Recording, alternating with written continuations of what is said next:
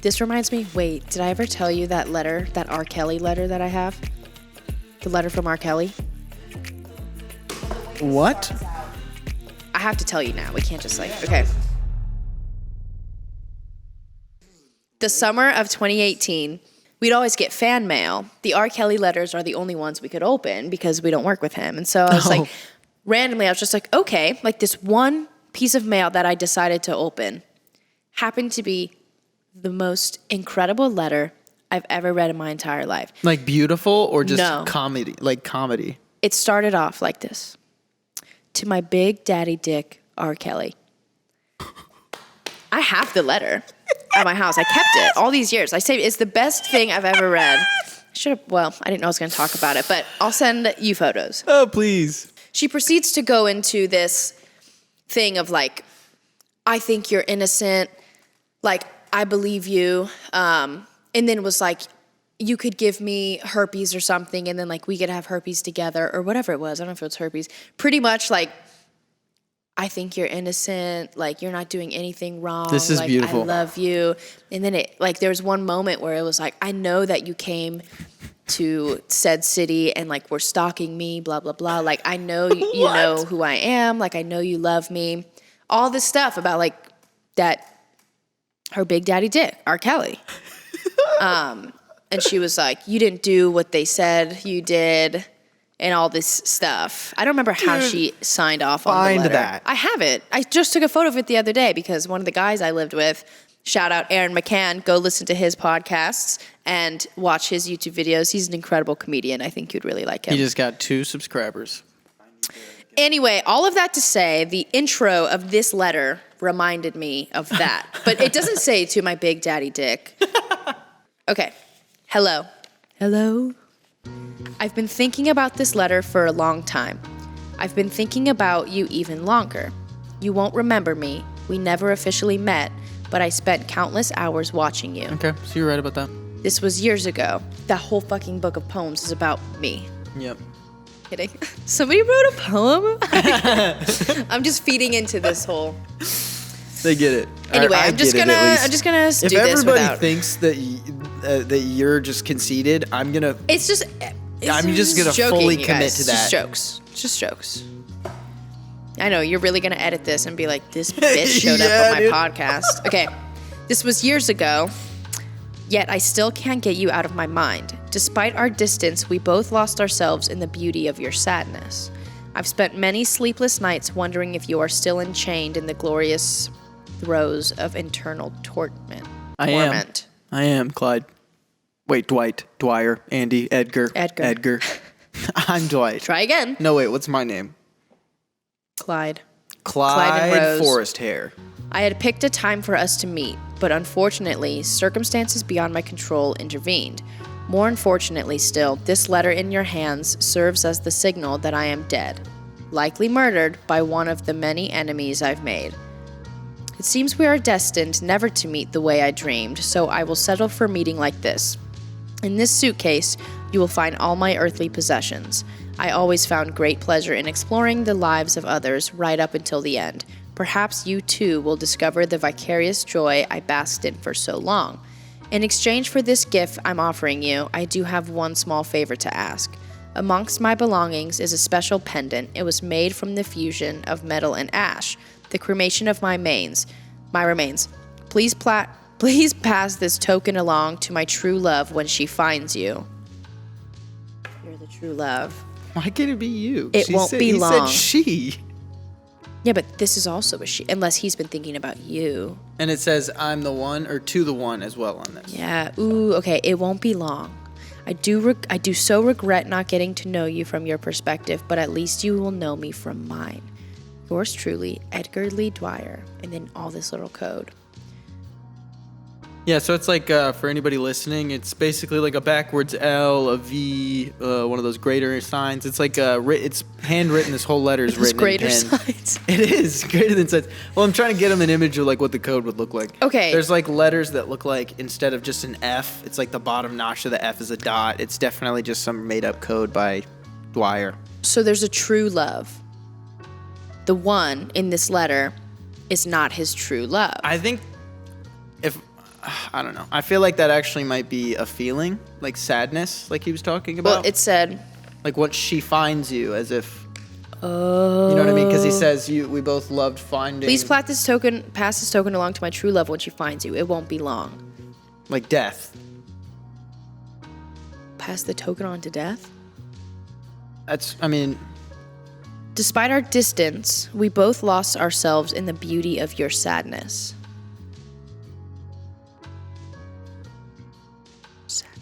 It's just like... It makes me think that... I've spent many sleepless nights wondering if you are still enchained in the glorious throes of internal torment. We were going through it. Internal torment. Isn't that like the devil? Look at that drawing. Looks like Whitney Cummings from here with devil horns. Yeah, it's a skull with fire coming out of the mouth, and in the fire is another skull. And it's supposed to be made out of his ashes. Okay, we'll get to that poster in a second, because I just realized that's it says a fan free poster. Edgar. Yeah, it's a fan poster. Okay, so we have to figure out, I think, first what he did to get into prison. I'm almost positive he's a serial killer. And we'll find out with this. He could be. Let's read this. So this is the Cumberland Dispatch. This is a newspaper about Dwyer. Actually, but that's just his death at the prison. I think there could be something in there. The back of the newspaper still has a thing just for fun. It says, "Parrot repeats insults after couple breaks up," and it's just a story about that. But this is the real one. Edgar Lee Dwyer killed during prison riot.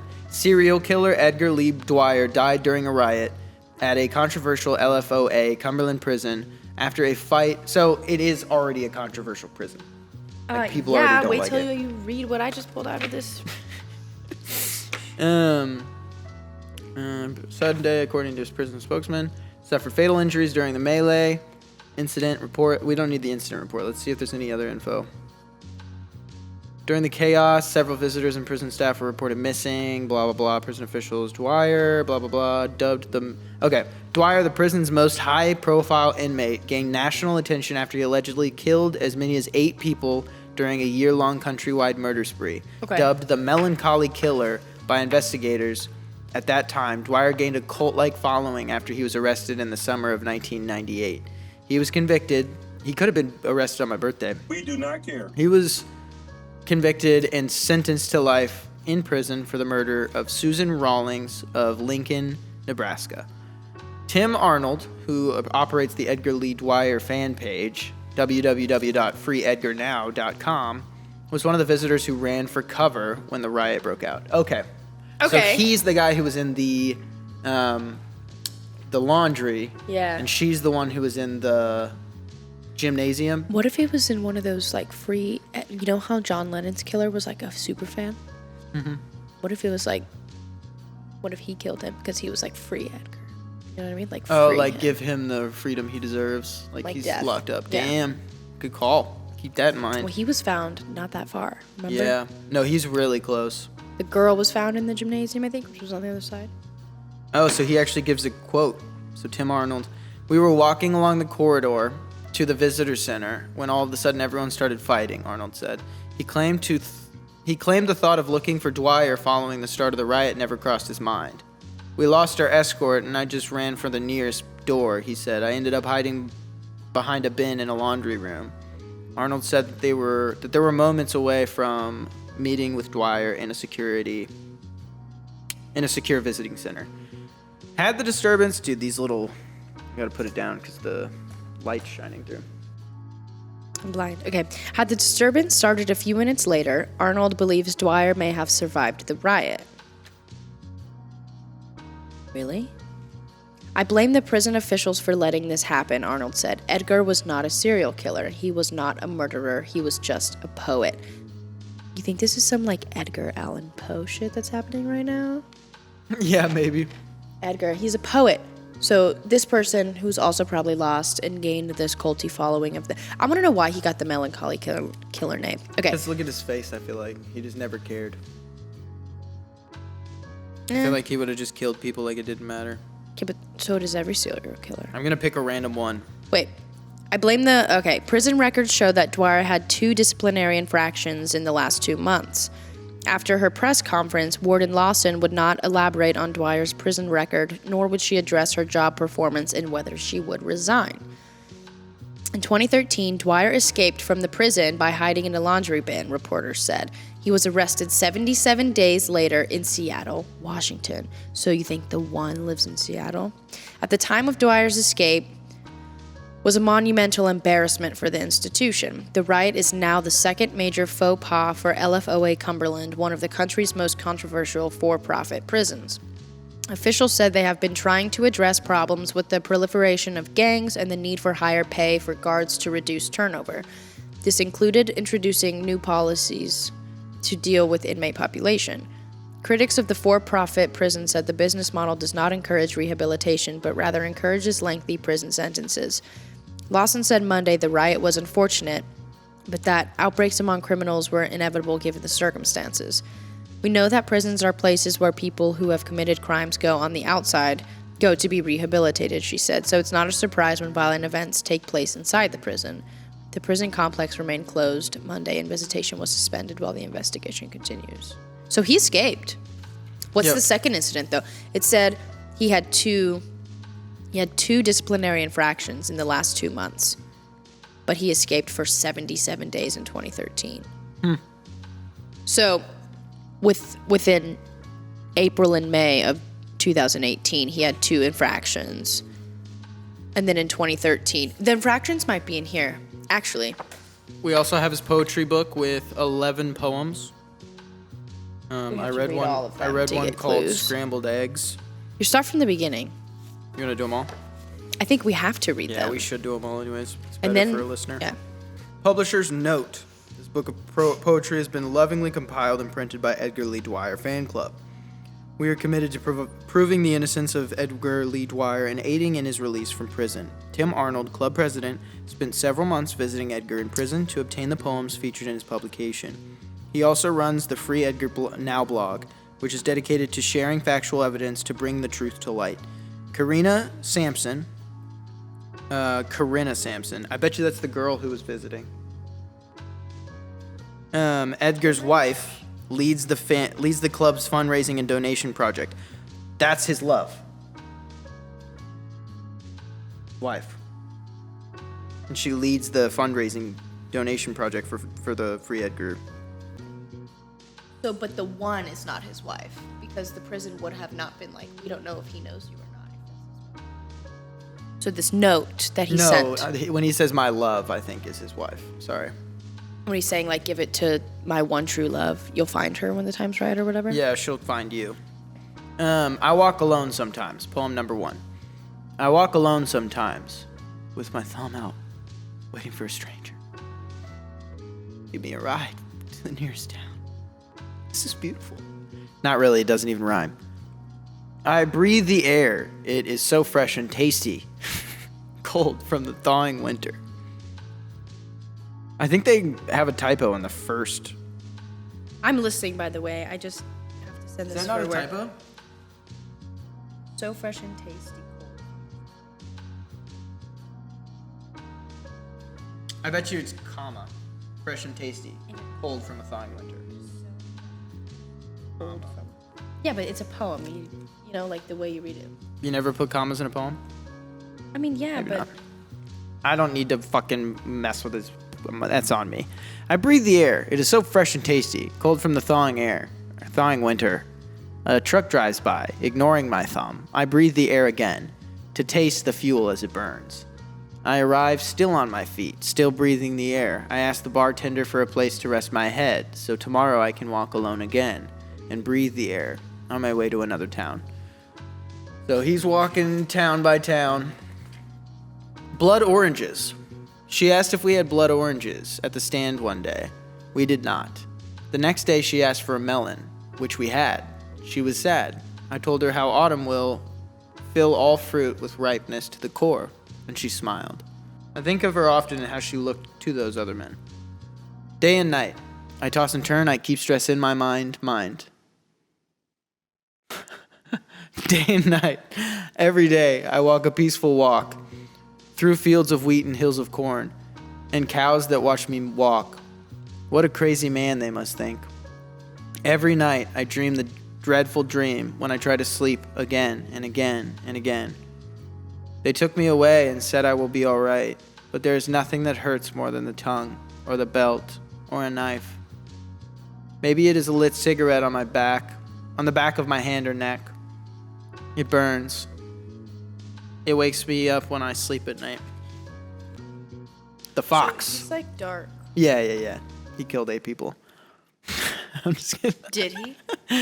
Oh, yeah, maybe you didn't. Sorry, I forgot you were the leader of the fan club. I found the dead fox on the side of the road. It reeked of death, and the maggots moved in its flattened fur, like thousands of white butterflies in the field of red flowers. Ugh. I can still see the death he saw. Like thousands of cockroaches in Devin's curate. Oh, dude. We didn't need that. Oh. Sorry, Devin. That's on you, bro. I can still see the death he saw in his eyes as he started the car. As he stared at the car the moment it struck. A fish does not know what death is as you slice its belly, its guts in your hand, and pass it down the line. We all want to know how we will die. Will it be in your sleep in your bed? Will it be in an accident? Perhaps a piano will fall on your head. Or will it be at the hands of a man with a knife who stares in your eyes and passes you down the line? That was really good, dude. That gave me a little like, woo! Well, didn't he die there were lacerations? Mm-hmm. $200. I found $200 in a brown bag on the side of a black road with yellow stripes and white lines. I actually really like this poem already. The money feels old and worn in my hands. I think about the last time I was paid $200 to work with my back and my hands. I think about the girl who paid me $200 by placing the money crisp and new in my hands. I think I should call her. I think I should call her to say I'm standing on the side of a black road, alone, with the whispering wind and $200 in my hands. My hands. So, back to hands. I've worked with my hands. Say hands one more time. I've worked with my back, my feet, my neck. I'm just kidding, it didn't say neck. I've worked with my neck. I've worked with my back. I've worked with my... I'm sorry, I'm probably not going to put that. I don't know if I'll put that. We're far enough in, it's been an hour and a half. I've worked with my hands, my back, my feet, and a pen that I stole from a waitress. She needed that pen to work, to feed her children, and sat... That's not a my word. hands, okay. I had a pen that I stole from a waitress.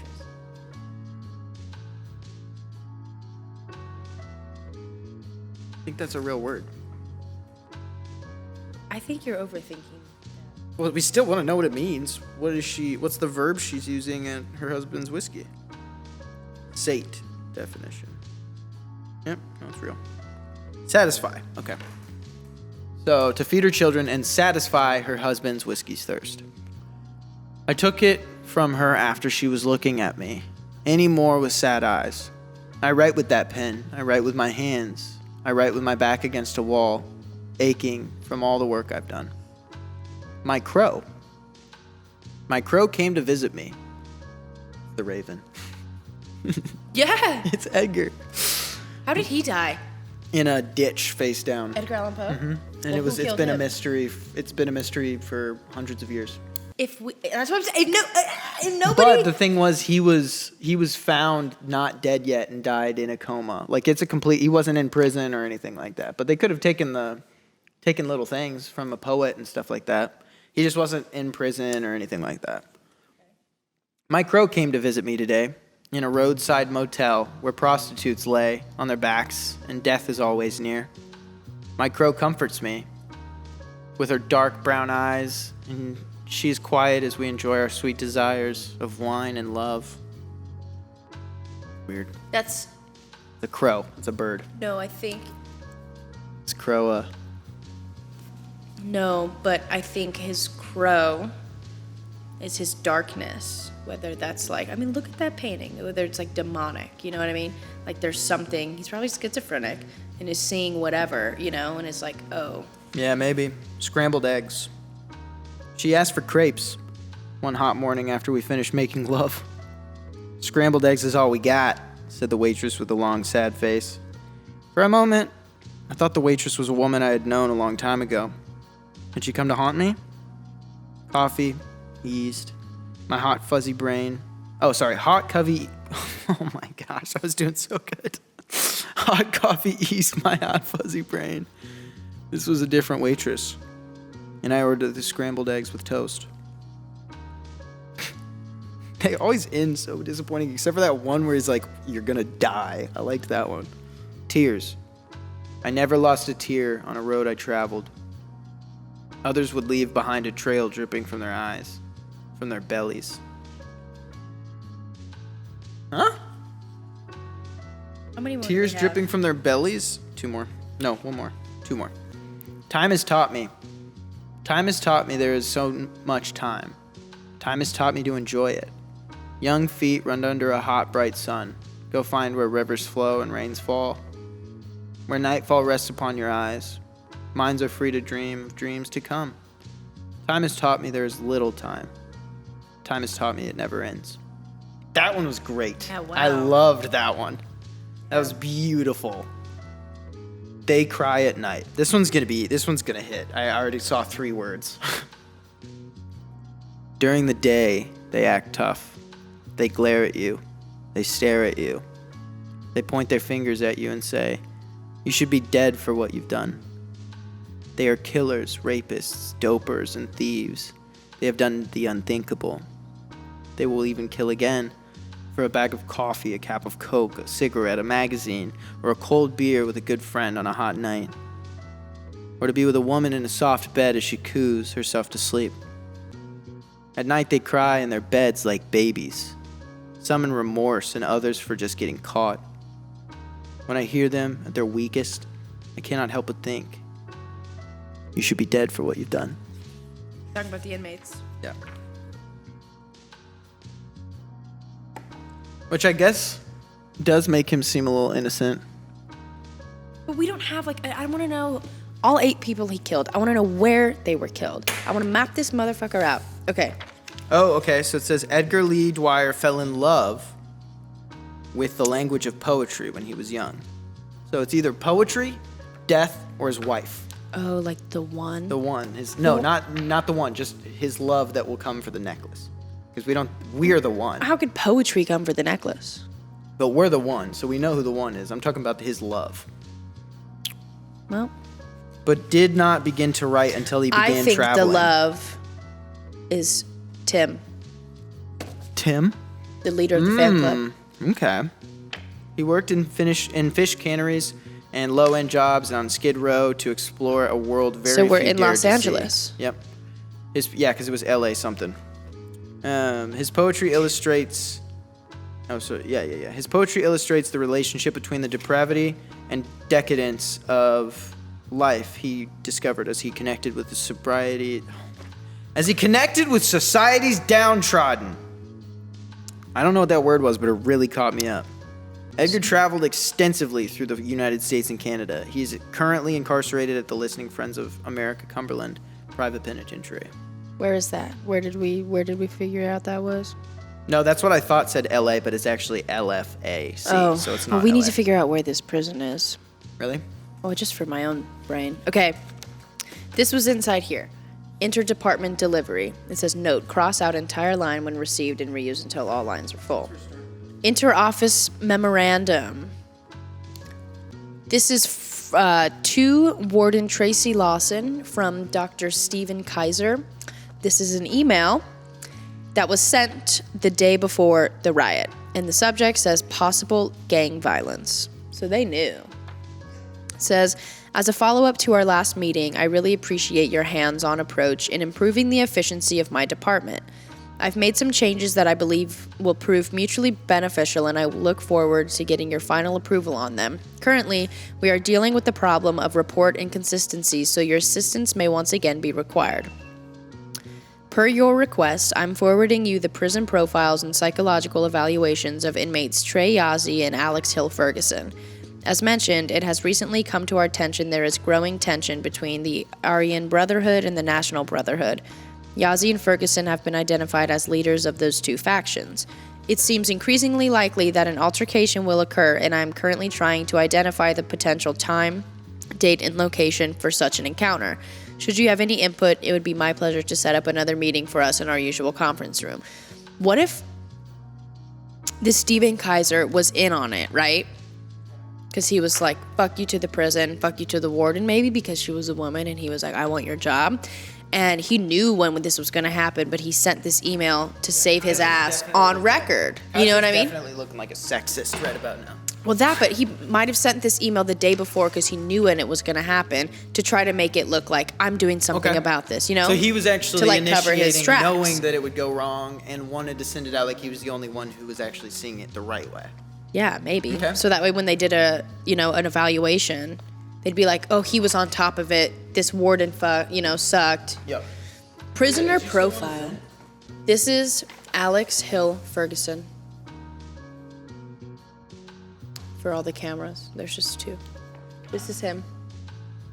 Alex Hill Ferguson. He was convicted of first-degree murder, 4 consecutive life sentences. Is it still on? Oh my gosh, we have the same birthday. 6/6/85. Place of birth, Los Angeles, California, a.k.a. Ferg, Hollywood, or Eyeballs are his nicknames. What? Like an hour and a half ago. It's not been off. It's freezing in here. It's very, very cold, 67. yeah. Okay, the conviction summary for Alex Ferguson says, on April 18th, 2005, Alex Hill Ferguson was convicted of murdering 4 men identified as members of the Crips street gang. Excuse me, that was weak. Police believe the men were murdered while sitting in a car. Ferguson was identified by police through a separate investigation of the Nazi lowriders, NLR, and was known as The an Nazi lowriders? Oh. Look at his tattoos. Oh, he's got a swastika right on that forehead. Yeah. All right. Ferguson entered a plea of not guilty, but was convicted on 4 counts of first-degree murder. He was convicted by eyewitness testimony and forensic evidence left at the scene. Like, I know that's just some guy with that photoshopped on, but imagine knowing that you were going to have your face with a bunch of swastika On a and, game? like, skinhead on your thing where people could see it. Like, somebody agreed to have that drawn on their face for a picture. That's all Maybe I'm this saying. face is made up, though. You know, like Oh, a they do have compilation those of in- multiple yeah, faces. They do have those. All So right. they don't hurt anybody. So let's put this over here. Incident report. On July 27, 2005, inmate Alex Ferguson was involved in a confrontation with his cellmate Terrell Johnson, resulting in Johnson's severe injuries and loss of sight. Damn. Inmate Ferguson said he was acting in self-defense and told investigators it was his first day at LFOA Cumberland following his transfer. He said he was targeted by inmate Johnson. Inmate Johnson said the attack was unprovoked. Disciplinary action. Inmate Ferguson was convicted of assault with intent to maim. As a result of his conviction, an additional 7 years were added to his current 4 life sentences. He was also sentenced to 3 months in solitary confinement. Mandatory psychological profile. Prepared by Dr. James Worthington on August 7th, 2005. So I don't know what this is. It seems like a piece of evidence. Yeah, it was in the... Blocked off. It's just a tag with a sticker on it. It says veiled the melancholy. It says 2013, doesn't it? Yeah. I think that's the year he escaped. 05/21/13. Yes, remember? He said he escaped for... Oh, I don't know. It's in some pretty poorly written cursive, so we'll figure that out later. I like our little setup here. You'd love to see it. Okay. After the July 27th incident, a psychological examination was ordered for inmate Alex Hill Ferguson. The evaluation was conducted by Dr. James Worthington. Prior to his incarceration, Alex Hill Ferguson was a member of the white supremacist street gang Nazi Lowriders. As a member of the gang, Ferguson committed a quadruple murder, which resulted in his incarceration at LFOA. He just had a little too much fun with it. I mean... 2 is fine, but 4, that's going to get you in jail. Ferguson grew up in an economically depressed area of Long Beach, California. Ferguson was an only child whose father was an alcoholic and was seldom at home. His For mother those of you who don't know, economically depressed is where like your city's money is going through it, just got through a bad breakup, and it's really just having issues kind of getting back out there. Sorry, no, we're cutting you off. I'm done. Good one. I'm taking these off because they're hurting Yeah, you're good. my head. His mother was killed when he was 10, and though he had fond memories of her, she was also rarely at home because she was a sex worker. Ferguson explained that his mother's death was devastating to him and that she was constantly on his mind. Ferguson believes his mother's death contributed to his father's increased reliance on alcohol. Ferguson spoke of several instances where his father was too drunk to recognize him. Didn't have anything to do with the fact that his wife was just, fucking all day, every day. It wasn't him. That didn't bother him. But when she died, he was like, damn. Hey, she had to do what she needed to do, to feed the fam. I mean, he could have done it, but nah. I'm going to let my wife in danger. I don't know why I'm picking fights with this fake father figure, but he's the reason. You're really into it. He's the reason Ferg's ruining lives around the F of A, whatever the fuck it is. They negatively impacted Ferguson, and he said they hurt him very badly. He mentioned that as he got older, he wrestled with internal emotional pain every day. He said he wasn't angry with his father, but he did feel embarrassment for what his father had become. His father's alcoholism resulted in neglecting to properly parent and supervise his son and failing to provide basic necessities for him to thrive as an adolescent. So, this led to the instability at home, thus contributing to his son's deviant behavior.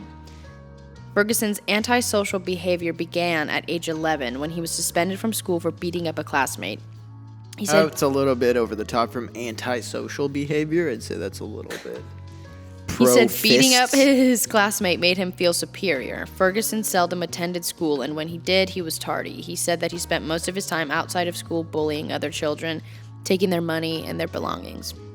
He had some childhood traumas, that's for sure. Yep.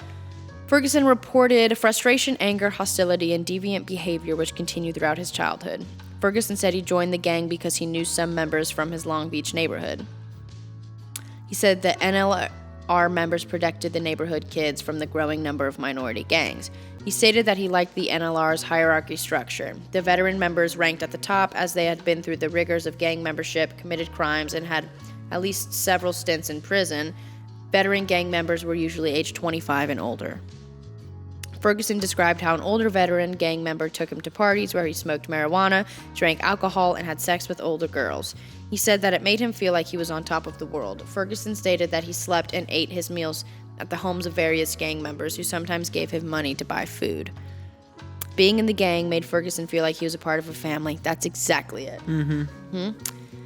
Camaraderie really developed. Good. I've been listening, like, that's actually, like, you know how you get something? I was scared it was going to be, like, a 7-year-old's, like, it wouldn't be real, but all of this actually seems really accurate, too.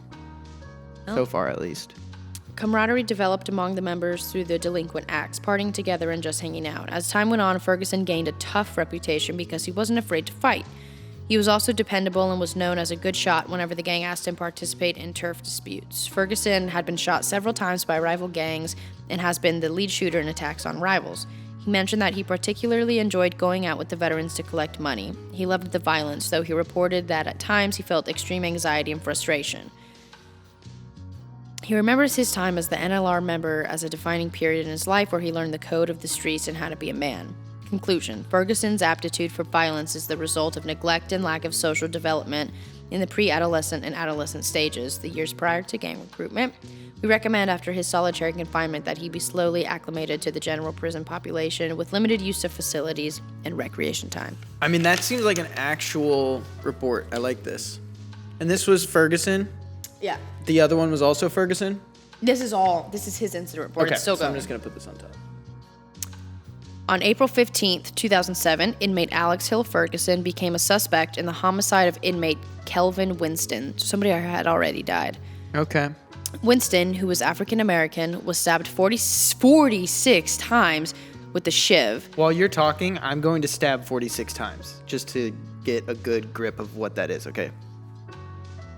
You can keep talking. Wait, I hope they can't see what's happening because of the briefcase and just see the top of your body going like this. I'm going to do more of this type of stabbing now. Your fist pumping. It is believed that Winston may have been targeted by members of the Aryan Brotherhood for an unpaid gambling debt. His murder may have also been the result of initiation for membership into the AB. No mandatory psychological evaluation will be conducted at this time. So he became a suspect, but they never said that he actually did it. I wasn't paying attention. But that entire paragraph you just wrote, and times. for you to give your take on that paragraph, I was creating a hole somebody in someone's chest. That's what I was thinking, was like, if I stabbed something or someone this many times, I'm not just hitting skin anymore. It's just like you would make a crater in somebody's body. I hate that I'm thinking that, but I'm trying to be an investigator. You got to get in the head of the murderer. The unsub. Also, I've killed 4 people, so. On January 2nd, 2018, this was approximately 8 days before the riot and the murder of Edgar Lee Dwyer. Is this the end of Ferg, or are we still on Ferg? We're still on it. Intelligence report. Investigators believe inmate Ferguson had assumed the highest-ranking leadership role within the Aryan Brotherhood. Inmate Ferguson has been identified as organizing contraband and contraband distribution inside the prison. AB captains are known to be inmate Peterson, inmate Conklin, and inmate Wall. The Aryan Brotherhood at LFOA Cumberland is believed to have nearly 65 members, with at least 12 recruits being groomed. A council made up of inmate Peterson, Conklin, and Wall runs day-to-day operations, which includes the import of contraband, sale of contraband, protection racket, weapons manufacturing, and gang enforcement. Ferguson acts as supreme counsel, logistics, and liaison to rival gangs. Action: psychological examination. Prepared by Dr. Stephen Kaiser. This was 11 days after the riot. Upon LFOA investigators learning that inmate Alex Hill Ferguson had assumed his role as the leader of the Aryan Brotherhood, they required an interview to update his psychological profile for an assessment of accountability and control of viability.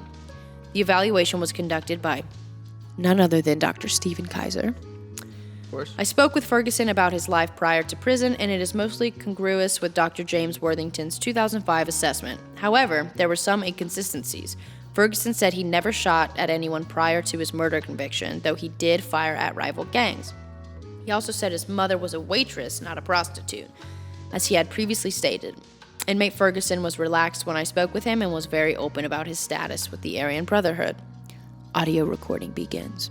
So far, his poem talks about a waitress, prostitutes, and a couple other things.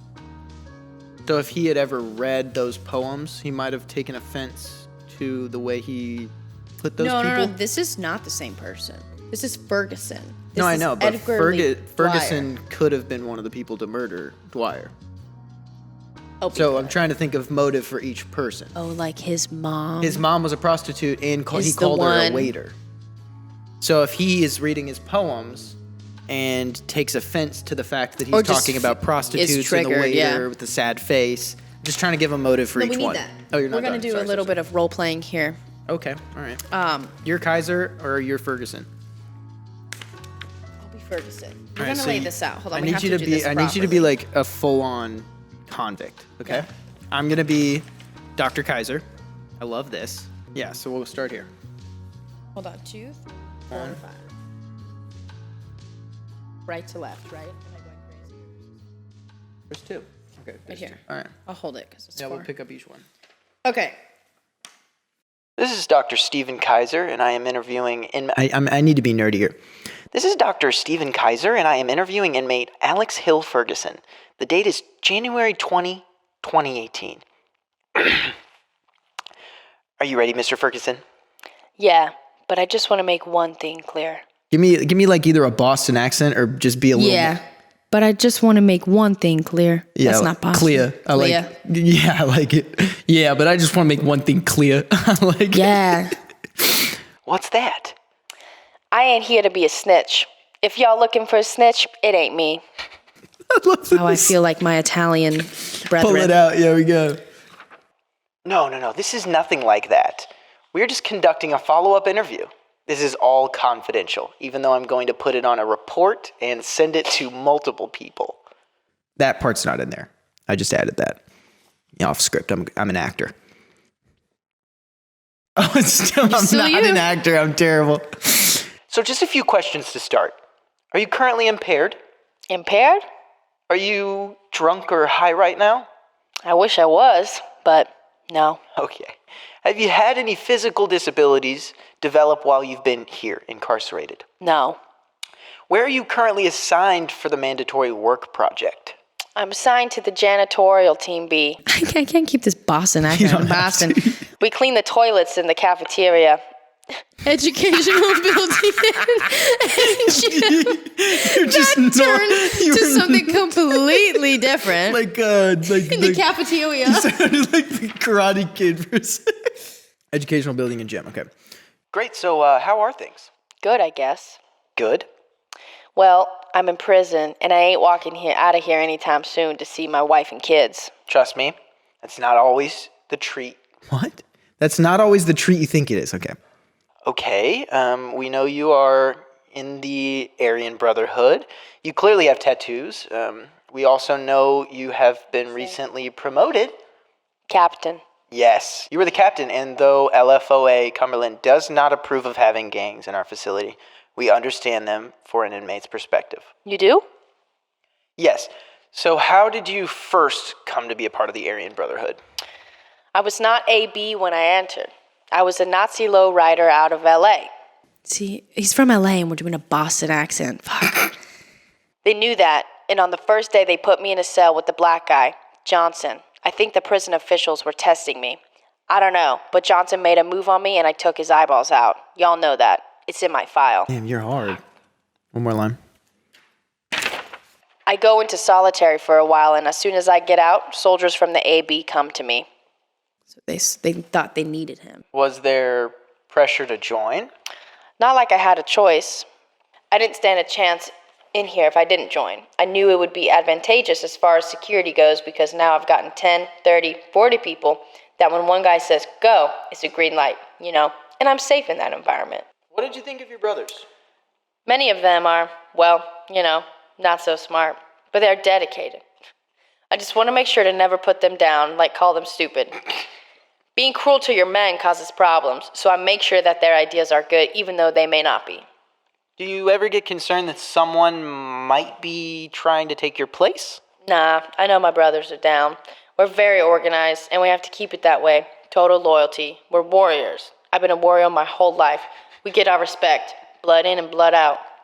What about rival gangs? Do you worry that they may try to take you out? Right now? No. We got a mutual understanding. We each do our business, and if we need to talk, I go and do the talking. Talking? Make a deal. Let's say the Mexican Mafia has something we want. Then we can do a trade-off or a direct purchase. I'm the negotiator, and I think I've learned how to keep the peace. So there's no beef between AB and other gangs? See, this is what y'all don't understand. Business comes first. We work with other gangs if it means making a profit. Hating someone doesn't usually make a dime, but don't get me wrong, it can all turn sour very easily. All it takes is one person. What do they say? Oh. One bad apple spoils the whole bunch. My job is to keep my people in line. You're doing it so clear, and then you. I know. I'm sorry. What do they say? Okay. How does it make you feel to have this power? I ain't gonna lie. I like it. I'm a lifer. I ain't got much else. These young guys, some of them are getting out day one, and I need to make their life better on the inside. Some say to me, Ferguson, I won't be in the AB when I get out. That's not up to me. That's up to them to make that decision. I just tell them, blood in, blood out. They're AB. They will always be AB. Do you worry about any of your soldiers coming after your position? Didn't I already ask that? It's whatever. I'm Kaiser. I do what I want. Nah, as far as I can tell, they like me doing what I'm doing. I get them what they need in here, but I also help them with what's going on in their lives on the outside.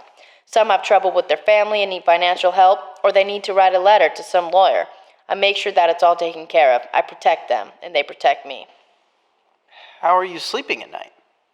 Why? Well, usually people who oversee, say, a company or an organization have to deal with a lot of pressure. When that pressure is overwhelming, it manifests itself in a lack of sleep, nightmares, those types of things. Not sure what you mean by manifesting, but nah, I'm all good. I sleep like a baby. What's yeah, be visibly uncomfortable. What is it? It's just, there's this guy. I don't know, he ain't nothing to me, but he's sort of getting in my head. It's Edgar. It's Edgar. One of your men? Nah, he ain't affiliated. So how's he getting into your head? Nah, I don't want to talk about it. Listen, Ferg, you're in a safe place. We know you are one of the leaders out there, and you help keep the peace. If there's something that is bothering you and it ultimately disrupts the peace, then we are concerned. Maybe there's something we can do about it. I don't want to say his name. Fair enough. He's not with the crew. He's loner, but he's a lifer too. And he reaches out to me because he wants some contraband that I can get. I said no, and he keeps coming to me, so I finally go up to his cell to tell him no. But man, when I walked into that cell... What is it? I go in there, and he has something that just brought me back to a dark place. He has something? Yo, Doc, this is stupid. I don't want to talk about it. It's good to get it off your mind. Can you hear my stomach rumbling? Sorry. I didn't. I don't want to talk about it. You sure your stomach's I'm rumbling? sure. I'm done. Your stomach seems to think differently. Okay, then. All right. So, and scene. That was really fun. I feel like we have a couple more pieces of info we might be able to grab and finish up, Can and we then just this will keep be reading? Yeah. Because we need to go through all of this, and then we can I say we get every little piece of info post out. this one later too. Mm-hmm. Assessment. It makes Inmate Alex Hill Ferguson seems to be a natural leader of the AB at LFOA Cumberland. He is drawn to change and seems to be looking towards the future by setting ambitious goals for his subordinates. As a leader, he takes initiative and is quick to capitalize on opportunities, but is more likely to take higher risks than his counterparts. His intensity and passion for growth and development make him a charismatic and persuasive leader to his men. Inmate Ferguson leads a successful gang and known its success as attributed with collaboration to other gangs. He believes in building strong networks and knows that the best way to do so is by forging mutually beneficial relationships. Inmate Ferguson is not always extroverted, but he can easily read people's emotions and is generally warm, easy to approach, trustworthy, and uplifting. Except for the swastika and the, I have an idea. And the skinhead He tattoo strives on his not to forehead. let outside influences affect his performance or the performance of his men. Inmate Ferguson conveys a personable demeanor and lets his work speak for himself. He is mindful of his natural confidence being perceived as arrogance. He is also working to develop his men for greater roles in the AB. Ferguson knows his subordinates are valued and integral to the gang's longevity and success. So before we get into the file of Yazzie, let's just talk about him. He seems to be... Why if you put these people next to one another, it's like a knockoff version of Kourtney Kardashian and Travis Barker. He does look like Kourtney Kardashian. It's Kourtney and Travis. Where's his file? It's over there. So what I want to know, it said he saw something in the cell that brought him back to a dark place. My first thought goes to the pen. Because he said he stole this pen from a waitress, yeah? Kourtney and Travis. Whoa.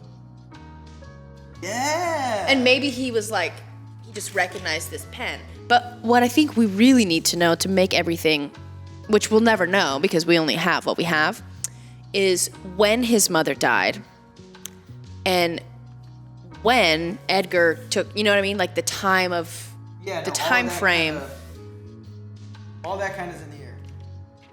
But no, the same way I was saying, like, his relationship with his mom.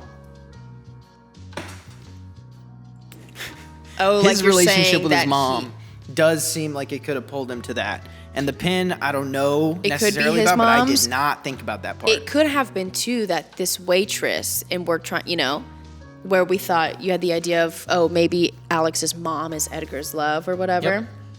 Maybe his love just worked at the same restaurant. No, seriously. You know, and was triggered by like the pen And then he murdered him. All right, I'm in.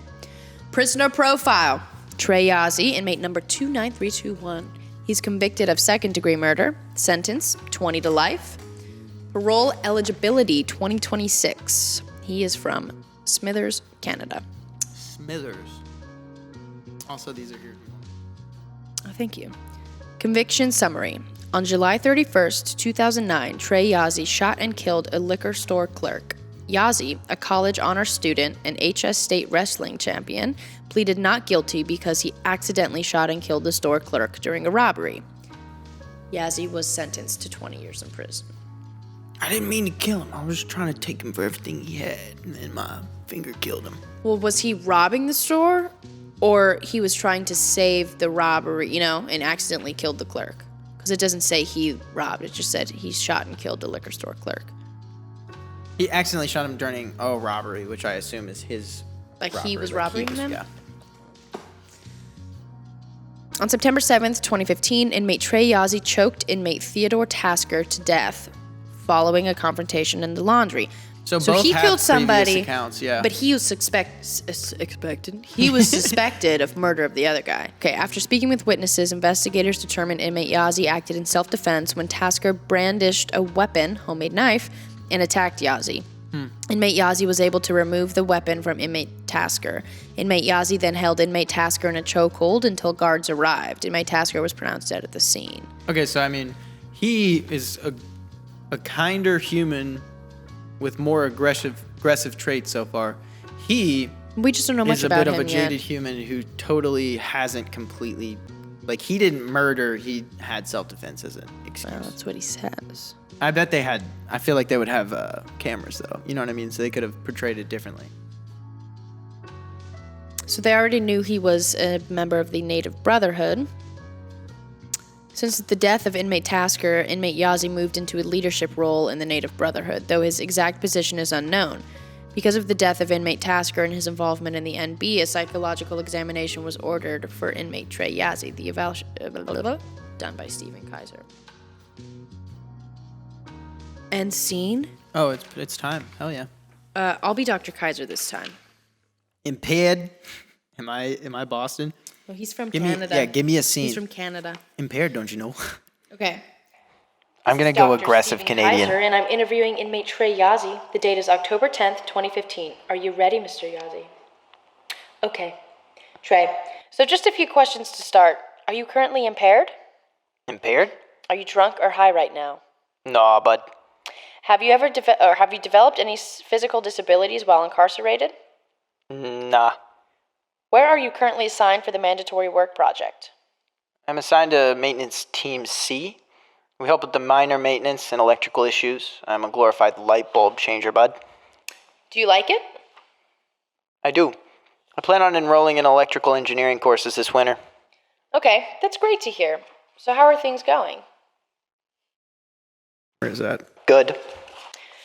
Usually, when a person is responsible for taking another human's life, there can be an overwhelming feeling of remorse or guilt. Sometimes these feelings can lead to thoughts of suicide, and we wanted to be sure you were feeling okay and understand the system agrees with finding out the investigation. We just want to make sure you're getting the help that you need. I'm handling it okay. I mean, he chatted out, so I had no other choice. Just for the record, when you say chatted out, you mean he had a psychotic episode? Yeah, he went crazy and all. And you know your slang. That's good. I gotta stay hip. We understand you're a member of the Native Brotherhood. I hope you are not telling me what you want me to hear for self-preservation. I'm fine, as long as this stays private. Yes, this interview is confidential, and no other than me will have access to your files. I only make an assessment for our senior staff. That's good. You are originally from Minnesota. Were you on a reservation? No and yes, kind of. I was brought up in the suburbs of Minneapolis. Not a reservation, but I was also born in Canada. Up there we are called First Nations. Here we say Native American. Sorry, my misunderstanding. I thought... It's not a big deal. My family was from a small reserve in British Columbia. It's different up there. Even my prison brothers don't get it. I moved to Minneapolis when I was a kid. Oh, okay. Was it a tough transition for your family to move from Canada to the U.S.? It was just me. I don't even remember. My brother died in 91 and my father... Oh, sorry. My mother died in 91 and my father died in 93. They had a hard life. I was sent to live with cousins in Minneapolis. I think I was like 3 years old. Was your upbringing in Minnesota difficult? No. When I think about it nowadays, it was good. I was a bit angry not having a real mother or father around, but I did good in school. I wrestled. I don't know if it was in my little file, but I was actually in college when I shot the clerk. No, I didn't know that. Yeah, I was in business management. I was doing pretty good too until I messed it all up. How do you feel about that? Which part, screwing up my life or killing someone? Both. I've come to terms with it, with what I did. I screwed up my life and I had to quickly accept that. But taking another man's life, I went through all the stages of grief. What's left behind is me and my God. Did you go through the same stages after killing Tasker? No, I didn't. I'm not just justifying what I did to Tasker, but it was either me or him. He had the knife, and all I had was my bare hands. I came out alive, and he's dead. I grieved for that clerk because he was innocent. He was a good man, and he had a family, and I took him away from them. I deserve that. I deserve what I got. But Tasker, he was a Como, and I have no sympathy for him. Is that why you got promoted into the nation? No, I got promoted because I can read and write. And I also once worked in a cell phone kiosk in the mall, so working in a phone kiosk prepared me for a life in prison. How so? Knowing how cell technology works, knowing who the phone suppliers are, it's basic stuff on the outside, but on the inside, that is gold. But I don't want to talk too much about that. Okay, I get it. So why did you join the nation? I was 19 years old, and I needed to be accepted into prison. I knew I could fight, so I would fight everybody. Eventually, I became the one ordering attacks on other inmates. It's not something I wanted to do, but it needs to be done from time to time. How has that been working out for you now that you're a leader? It's been great. I think I see eye to eye with some of the other leaders. We control certain things. They control certain things. It's like a UN in here. You learned diplomacy. Absolutely right. And we teach diplomacy too, so the younger guys get it. There's no need for violence when you can solve your problems through diplomacy. Don't get me wrong, some of these brothers can't wait to give someone a shiv, but it's not why I'm in charge. I keep the peace and I watch out for the business of the nation. You said business. Is this a business? Without a doubt, because that's what they're about. They're about the dollar. You know, any way that we can find a dollar, whether to bring in a cell phone or drugs or materials for making drugs or, whatever we can do in bribing the guard. Getting a spouse or the visitor to bring something. And I gather that you would think a person like me might think it was pretty difficult. It sounds like it's relatively easy. It's not that hard. Everybody has its price. Guess we need to get better guards. And you need to pay them. The reality of corruption is unbelievable. See, the guards and the inmates basically live together, and the guards end up making alliances with the inmates.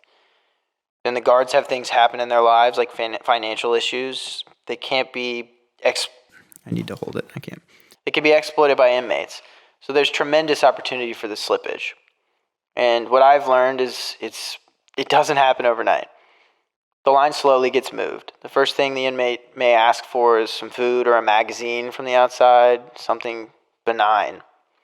There's no harm in that. But the hooks are in, and then the next thing the guards are bringing is drugs or weapons. If they refuse to bring in the goods, they get narked on or lose their job, maybe even do jail time. The only time snitching is allowed is when you snitch on a guard. Interesting. Thank you. That was very enlightening. We're done.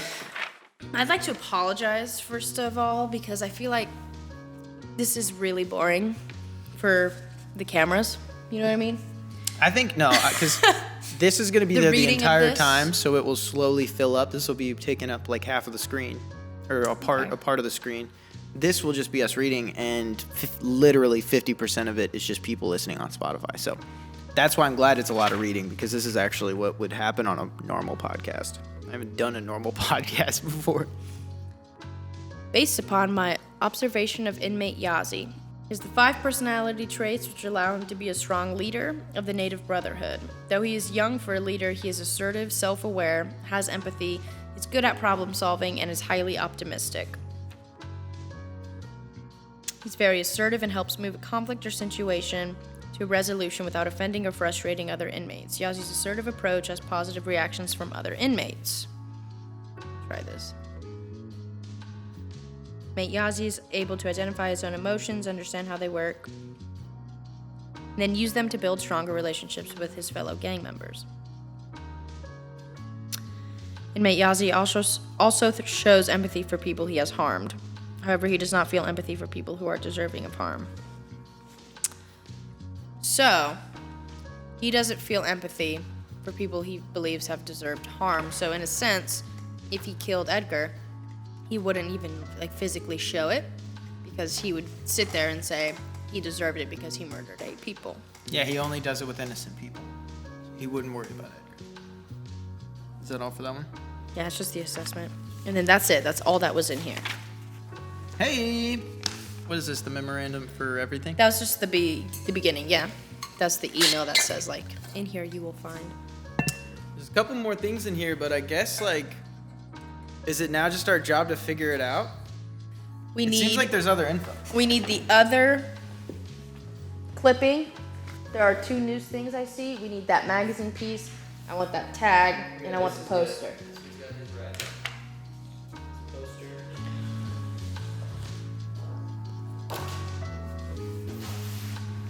Okay.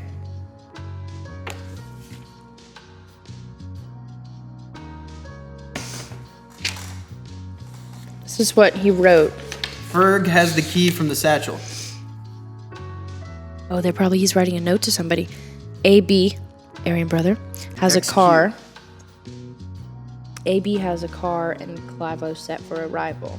XQ. Ferg has the key for the satchel. Bullshit. UN agitator. I need a mob for Wham and Skrill. Stop by the shop later. When's the drama? Get brake fluids and go to the yard. Watch for a wood pile.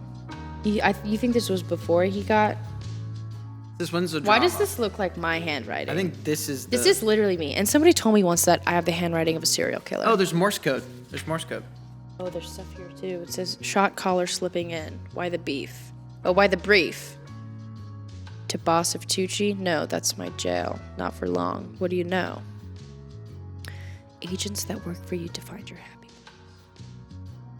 This magazine is from New Jersey. We note that for anything. Car coming. Stack the wood. Watch the roll call. Then it says the number 39. That is definitely Morse code. Do you have to go to the website or something? This doesn't... First of all, how do we know if what we come up with is right? Are there dashes on this one? No, because... No, those are their own letters. Here, I'll do it. That's its own letter. But that's what I'm saying. I'm trying to find the one that... No, 1 dot is an I, but dot dot space dot dot dot dot dot is another letter. It might not be Morse code because there's no dashes. Unless the space is the dash. That's what I thought it was. But there is no dot dot dash dot dot dot dot dot.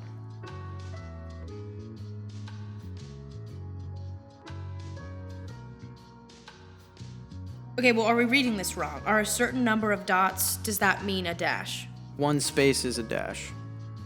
I'm going to say this is I. This is 5. Just C first if that does anything. H. That doesn't make sense to me at all. I got I'd. The second one is D. Okay, so it's I'd dash, and then you have 3. If I did this in Morse code with these things, it's I5, H5, SS, E5, HH, ES, or E5, SS. This has got to be some separate code than Morse, because there's no dashes. Well, you have to read what it says. So it's 3, a dash is 3 units. So 3, like I'm doing here, since there are 4 or 5 here, dash and then 2 dots, and that gave me the D. So I'd. This says I'd. I have no idea, but... We need to figure it out. But since we got all of the info completely stated, this is where we'll do closing for this, and then we can figure out at least what that means without just sitting quietly on the pod and come back with a little bit of info. You know what I mean? All right, well, I guess we're closing off episode 1. So we have read through all of the stuff. We've figured out too that you basically, once you think you have the answers, you go to the website. I have begged Nina not to go to the website beforehand and look up hints. I don't know if I can trust that yet. She seems like she might low-key grab some hints. So if she seems like she's really but I also feel like the creators of this game, like, they wouldn't have made that there. And so, like, I feel like if you go to the website, you can't just see it, because then what's the point of the fucking game? You know, because people would be like, oh, I just have to know. They're definitely going to have some big hints for people who can't figure it out. That's the entire point, is like, for the people like us who jump in and want to dive in and get it nailed down and do everything, it's there. This is the information we need to find who did it. If we're stuck, then we can go to the website and get hints and even find the answer. But we basically want to hold off on that as far as we can. This whole episode was just us reading through everything, but now we're going to kind of close with like what we're thinking so far. I think like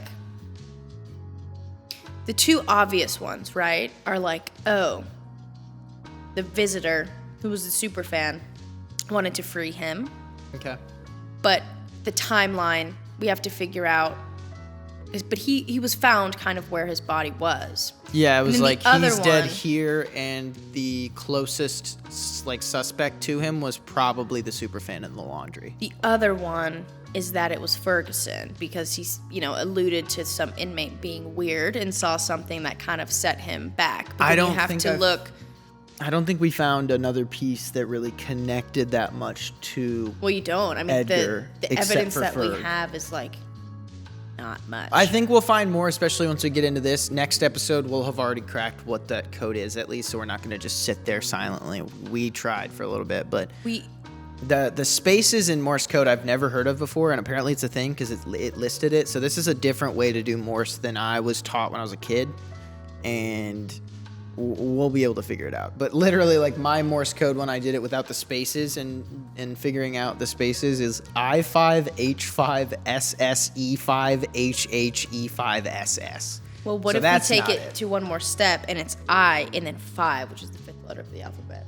A, B, C, D, E. I-E-H. No, it would be I'd, and then the first letter would be A, E. B, C, D, E. That's what I'm saying, so. But this together, I think, is... Oh, is that just I? Yeah, that goes for I, and then these go for E, because that's 5 dots. So it's I-E-H. It still doesn't work. That's what I'm saying. There's another piece of it. Like, I know for sure that we have to do the translation with those spaces. I do think we might be... So, in the poem, he talks about taking a pin from a waitress. He definitely has this pin on him because he's writing his poetry in the cells. That's how the superfan gets a hold of the poetry. And he literally talks about Ferg. But we have to refer back to the note, because he said, by the time you're receiving this, I'm already dead. So he knew he was going to die. So then it's the question of, what did you do within the prison to where people are out for you, or did you kill yourself? No, but it looks... What I'm saying here, though, is Ferg has the key for the satchel right under it. BSUN agitator. Edgar, if Edgar wrote this, then it's Edgar, you have to look. That one, actually. This is his handwriting, because the note. So the capital letters. That's either way. He's talking about him, and someone's asking if he's an agitator. And then he asks this and goes... to the yard for a wood pile. Well, he says that over here too. Shot collar slipping in. Why the brief? To boss of Tucci. We really shouldn't have wrote on this. I think right now I'm pointing towards Ferg. I don't know enough about any of them, and I think as we get into these other little pieces, you know, we definitely have enough information. We can do this. We are literally like staring at the information that is set for us to win. But then when you look at these, right? So this is a different handwriting. So Edgar's writing to somebody else. Here he's writing to a separate person.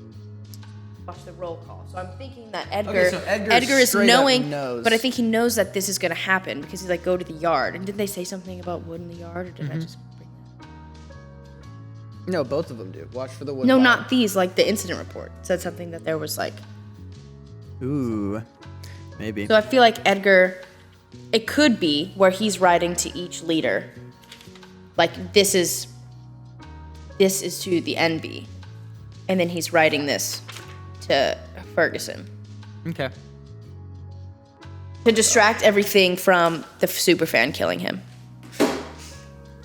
I still might cut this in half and have 2 episodes. So what I think, figure out again, is the map. So this is where this man was found dead.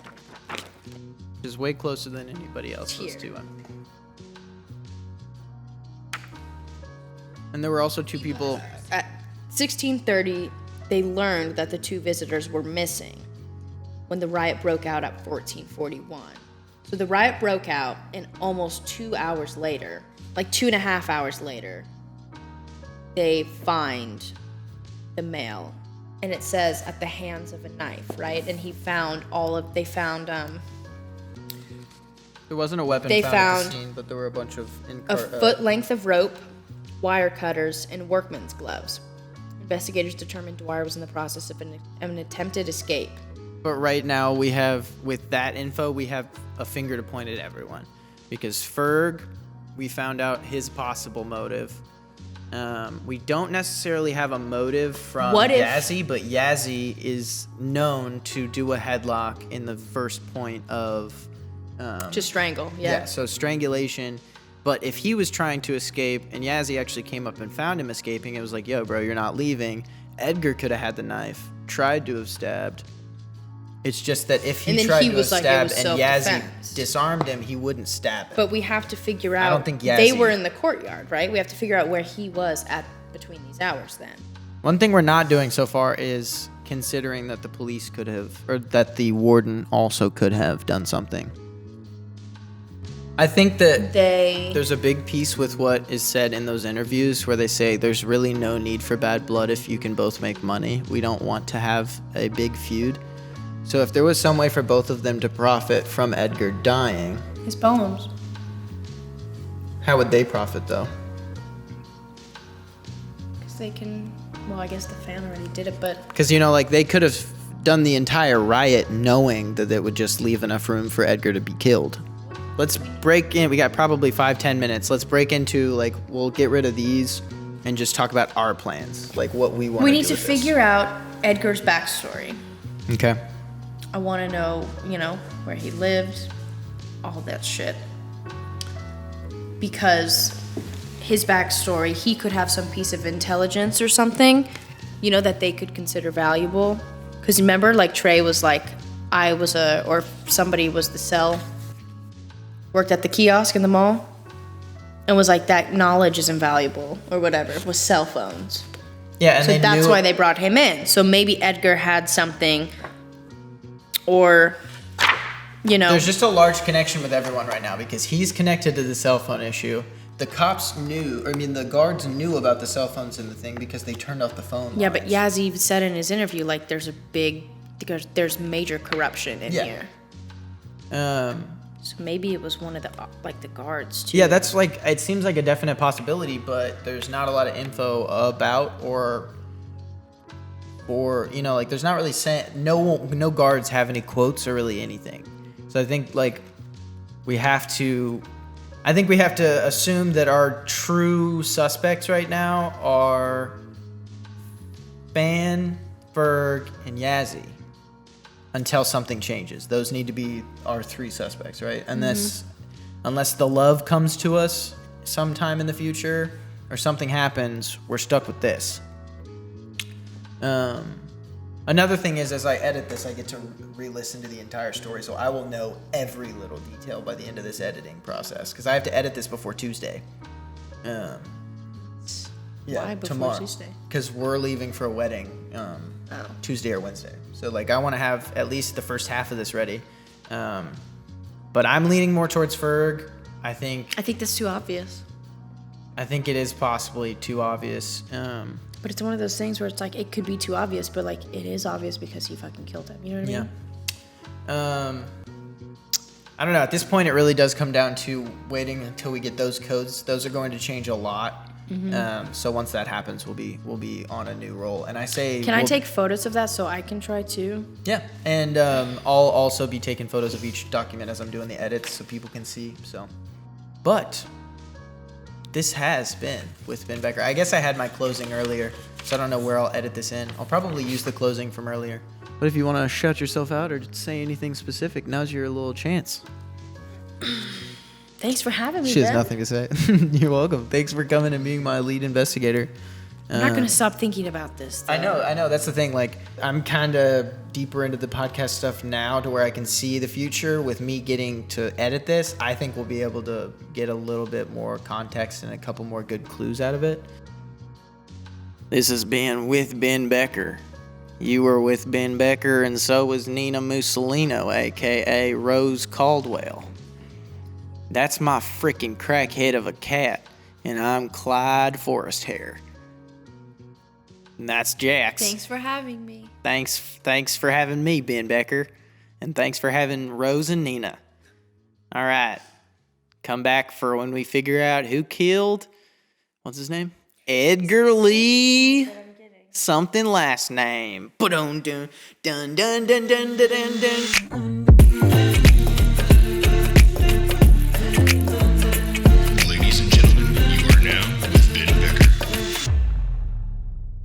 Dudes. I know that ended so confused, because we were really confused, but now we've had like 2 weeks of me editing all of these, and we've been, having multiple conversations, Nina and I, and we're getting real close. We've cracked all of the codes, we've cracked a lot of the pieces that we were, like, where do we turn next, and we figured out those things, and it's about to get real good. The next episode of this Catch a Killer series is going to be sick. So I hope you're following along, I hope you're having a blast, and I hope you have a couple little suspects in mind. And I hope you come back to chill with Ben Becker for the next episode. Thank you. Peace. That was me kissing your forehead.